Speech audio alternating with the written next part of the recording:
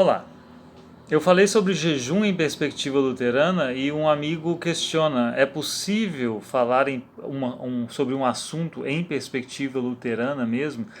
E com base em dois argumentos principais. O primeiro seria: como é que você deixa de falar como uma pessoa luterana e passa a falar em perspectiva luterana? Não é algo mais individual que está surgindo aí?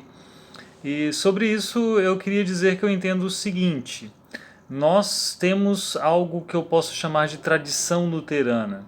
Nós temos um conjunto de textos cujo cerne deve ser um conjunto de textos entendidos como textos confessionais. E além disso, temos também uma série de autores que foram marcando o que é a identidade luterana. Historicamente, isso está bem compreendido. Além disso, eu tenho modos de ler a Bíblia, modos de fazer teologia que são caracteristicamente luteranos. É, a distinção e complementariedade entre lei e evangelho, a noção de que há uma distinção entre dois reinos, a noção de que Cristo, enquanto dádiva, é a chave hermenêutica para o entendimento das Escrituras. Isso tudo constitui o que se tem como luterano. E aí você tem, a partir disso, ancorado em tudo isso, você tem uma perspectiva luterana. Agora, isso deixa de ser individual, deixa de ser algo meu simplesmente. É claro que as formulações feitas a partir dessa ancoragem, nesse arquivo de textos, nessa tradição, as colocações feitas podem ser negociadas, elas têm que ser conversadas, né? Então, outra pessoa luterana pode dizer: bom, mas eu percebo isso de outra forma com base na mesma tradição. E aí nós vamos conversando, mas estamos tentando dizer algo a partir de uma perspectiva específica, que é a perspectiva luterana, porque está inserida dentro dessa tradição, desse modo de entender, de fazer teologia, de pensar as coisas. Tudo bem, então eu acho que aí a questão individual e coletiva, individual tradicional, ela dá para se pensar um pouquinho. Agora a outra pergunta é: por que não dizer simplesmente que eu estou falando sobre o jejum, ou sobre o batismo, ou sobre a Santa Ceia em perspectiva bíblica, em perspectiva cristã? Por que qualificar como luterana, né?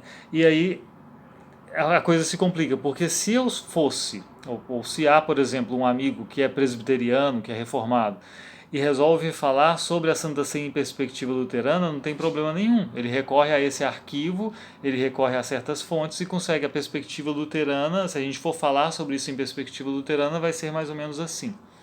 Agora, eu como luterano, eu reconheço que as formulações das confissões luteranas, elas são bíblicas. E aí a pergunta desse amigo faz mais sentido.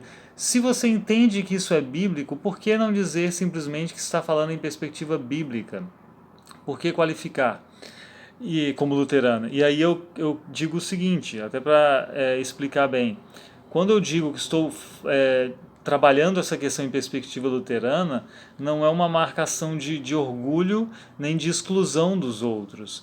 Pelo contrário, é um reconhecimento de que há uma pluralidade de confissões cristãs em nosso contexto. E por isso, eu, como uma forma de respeito, eu não vou impor para todo mundo que essa é a visão bíblica, mesmo eu crendo isso. Mas veja que eu não estou falando de pluralismo, mas de pluralidade. Isso, eu trabalho isso com a mesma diferenciação que existe entre multiculturalismo e multiculturalidade, que às vezes são termos também confundidos.